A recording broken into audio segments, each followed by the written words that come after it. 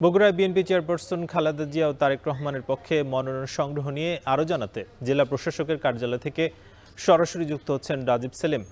রাজীব, জানতে চাই যে বিএনপির দুই শীর্ষ নেতার মনোনয়ন ফর্ম তাদের পক্ষে কারা সংগ্রহ করলেন এবং এছাড়া কি তথ্য আছে? সাকিব, এখন জেলা রিটার্নিং কর্মকর্তার কার্যালয় থেকে নেতাকর্মীরা চলে এসেছেন জেলা নির্বাচন অফিসে এবং এখানে এখন মনোনয়ন ফর্ম সংগ্রহ করা হচ্ছে বেগম খালেদা জিয়ার।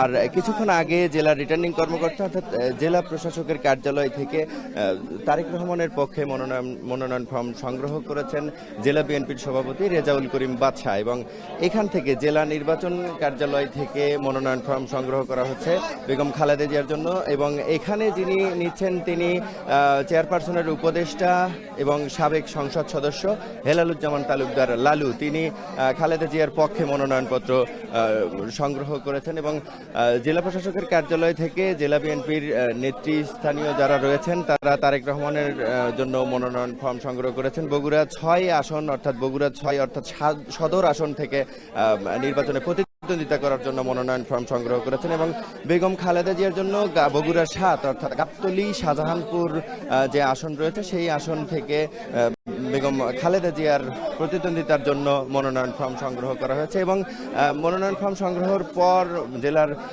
নেতারা যেটি জানিয়েছেন যে শীর্ষস্থানীয় দুজন নেতা বগুড়া থেকে নির্বাচন করছে, সেই কারণে ভোটের যে হাওয়া সেটি আগে থেকেই বইতে শুরু করেছে। কিছুটা অন্যান্য জেলার চেয়ে কিছুটা আগে থেকেই আসলে এই বগুড়া জেলায় নির্বাচনী হাওয়া বইতে শুরু করেছে এবং এখানে নির্বাচনের যে প্রস্তুতি সেই প্রস্তুতি প্রায় শেষ এবং তফসিলের আগে থেকেই কিন্তু বগুড়া জেলা বিএনপির যে নেতারা রয়েছেন তারা ভোটারদের কাছে যাচ্ছেন, বিভিন্ন রকম প্রতিশ্রুতি দিচ্ছেন এবং তারেক রহমান এবং খালেদা জিয়ার জন্য ভোট চাচ্ছেন ভোটারদের কাছ থেকে। এবং তারা বলছেন যে ভোটাররা প্রত্যেকেই বেগম জিয়া এবং তারেক রহমানকে ভোট দেওয়ার জন্য উদ্গ্রীব হয়ে আছেন।